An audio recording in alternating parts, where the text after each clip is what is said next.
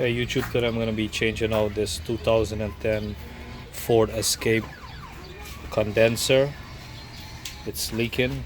As you can see, the AC has no pressure. It leaked out. If you want to do this, do any type of AC work, make sure you take out the refrigerant, take it to a shop to do that. Okay, first thing you want to do, you gotta take out the bumper. Okay, there's two screws holding the bumper here. You don't have to. This grill is connected to the bumper. Two screws on the top here, and all the way in the bottom there's some screws holding it. 10 mm on this side here. I already started. On this side here, this wheel well splash guard. There's a screw here and a clip here, I think, and some clips, plastic clips here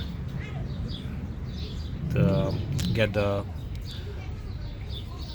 tool removing kit, panel remover kit, and remove it. And behind here there's like a clip. You're gonna press it and you just gently pull this back. Okay, in the bottom here there's some plastic clips also.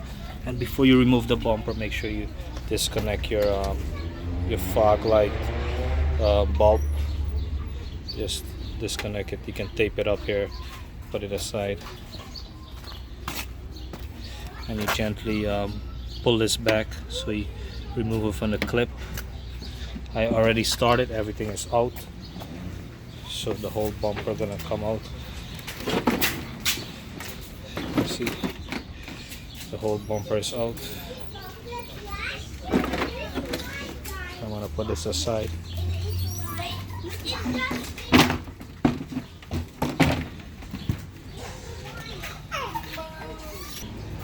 Okay, so you gotta disconnect these lines here and here. You can remove this too if you wanna take it out straight. Transmission coolant line here, and I'm gonna do the dryer also. You gotta remove the dryer also.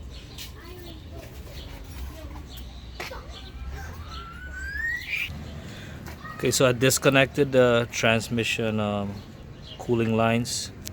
This one is for the back, this other one here is for the front. I'm gonna disconnect the AC lines here. And you take out this bolt here and one hole in it here. Okay, so you're gonna loosen these 13 mm nuts here.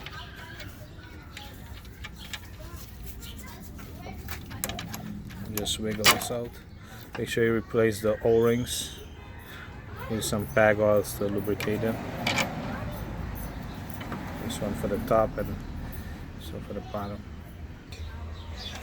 Okay, so once you take out everything, it sits in like a latch here, and then you just lift it up straight and it comes out like that.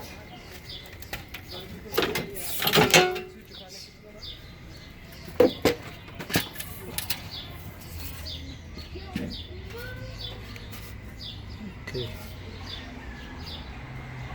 Then I'm gonna remove the dryer right there. Just take out this plug here, loosen this stop bolt here, and then it comes out.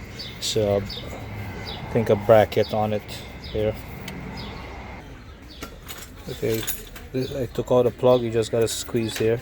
This piece here, squeeze it out, pull it up, take off this 13 mm hole into this other line here.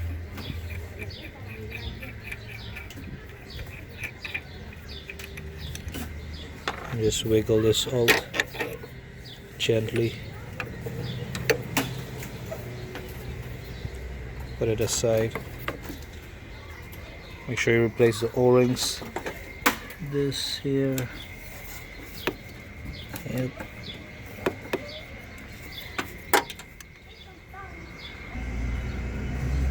Okay, to remove the dryer, this you gotta take off this two 10 mm nuts there that holds the bracket, and you gotta slip this part out from here.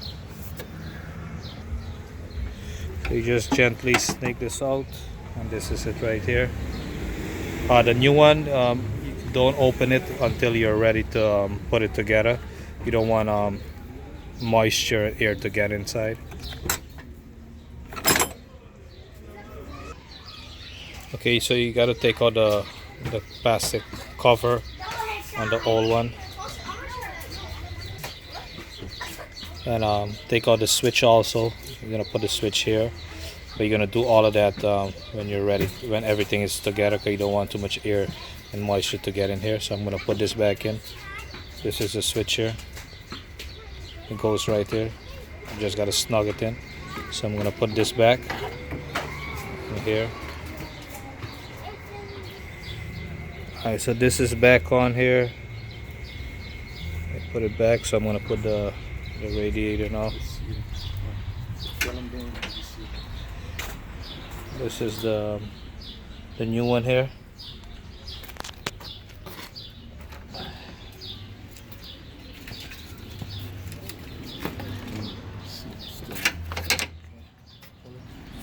Okay, so once I'm gonna put the dryer line goes on the bottom, and this other one that goes from the compressor goes on the top.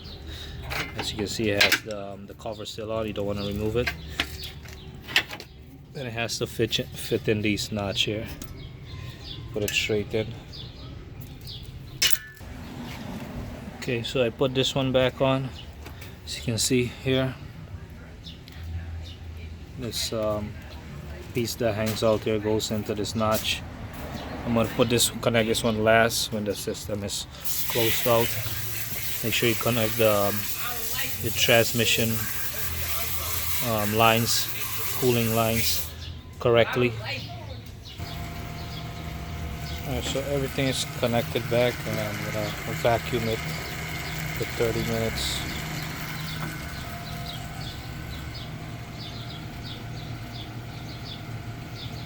The low side is open, high side is open, and this side is open also.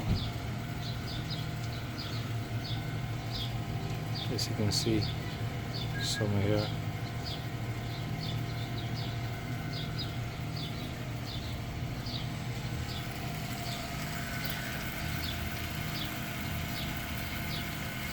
You need to vacuum it because air and moisture is inside the system, and it can if you recharge the system, it can damage the moisture, and the air can trap inside and damage the compressor and different components. Yeah. Damage the condenser. Okay, so I put the bumper back on. I'm waiting for it to finish vacuuming.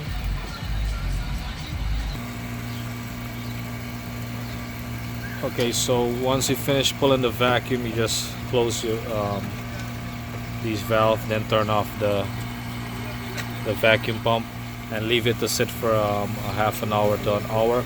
And if this this goes up, it's gonna be in the 30. You're not gonna get a perfect to the 30, but if this goes up, the needle goes up, that means you have another leak somewhere else in the system. Okay, so I added the can. You want to check your owner's manual with this one. It's saying right here 1.56 pounds. That's less than 2 cans. So check the gauge also. Make sure you don't go up to the red. And make sure if the compressor don't come on, take off the battery, reset it so it can come on. And that's it. It's blowing cold air. I think this is a fix. I'll check it back tomorrow.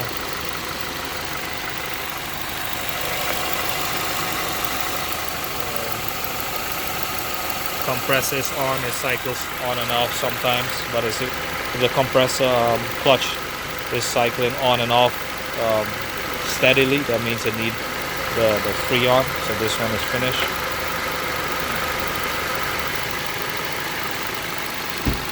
So if you like the video, click like, share the video, subscribe to see more videos, leave a comment down below, and thanks for watching.